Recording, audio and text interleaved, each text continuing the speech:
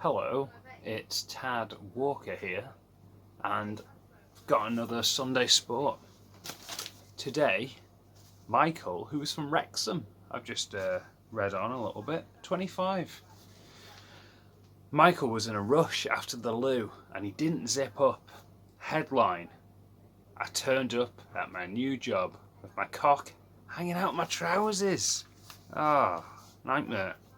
I'd been in a string, setting the scene, I'd been in a string of dead-end, 0-hour contract jobs.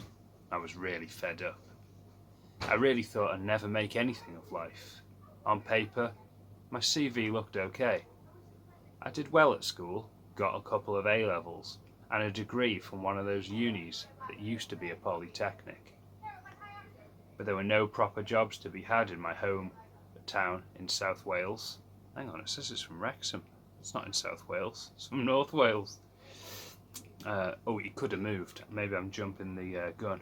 I was 23 and still living with my parents. I couldn't afford to move out. But then an old mate told me about a vacancy at a sales place he'd worked at. He'd been there 2 years and was already on 30k plus a year. He worked 9 to 5, Monday to Friday, and said you could earn double if you worked hard. By his own admission, he was lazy. I wasn't, and I had the gift of the gab, a born salesman. I was offered the job, and I started work the following week. Just a quick meet with the team, and I'd be joining, then straight on the phones, making loads of money. The bonuses seemed crazy, and I couldn't wait to start. On my first day, after a quick run to the loo for a nervous piss, I was stood next to Rex, the company founder, as he introduced me to the team of 20-odd staff. They were about half male, half female, and mostly, like me in age, in their 20s. I was struck by how gorgeous some of the women were, and somehow it made me even more nervous. With his unnatural, charismatic gift of the gab, Rex himself, no older than 30, introduced me. Please join me in welcoming Michael Andrews, our new sales superstar, he said, and everybody stood up from their desks and applauded. He then gestured for me to speak. A bag of nerves, I managed. Well, I'm not sure about a superstar, but I'll give it my best shot. Thank you for such a warm and fabulous welcome. I noticed everybody was beaming back at me, and some of them, especially the girls, were laughing. I thought, have they been overly nice, or have I said something stupid?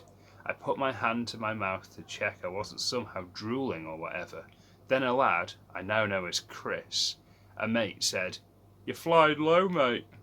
The place erupted with howls of laughter. Even Rex joined in. I looked down and I wanted to die there and then.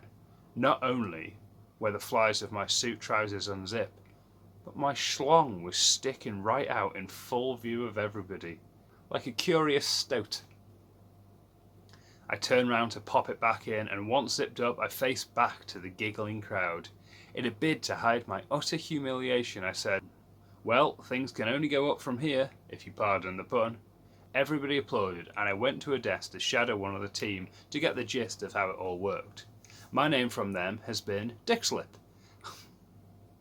My name from then has been Dipslick Mick, or Dickslip, or just Slip for short.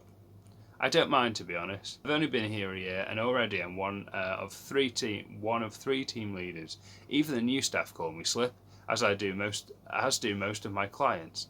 I even get post delivered with Slip Andrews by name. It's a pretty cool name, that, actually, Slip Andrews. But there was a silver lining to that tricky first day. As luck would have it, despite my nerves, I had a bit of a semi on when my cock popped out. Maybe it was the hot girls in front of me. A few of the women were unusually flirtatious with me after a few weeks. I started seeing one of them. I'm still with her now, and we've shagged in the lift and in the break room at work. That's good. Please don't print that. She'd cut my cock off. Michael Andrews, 25, of Wrexham, South Wales, apparently. Well, that's a lovely story, isn't it? What a lovely story. What a lovely story. Glad that worked out well.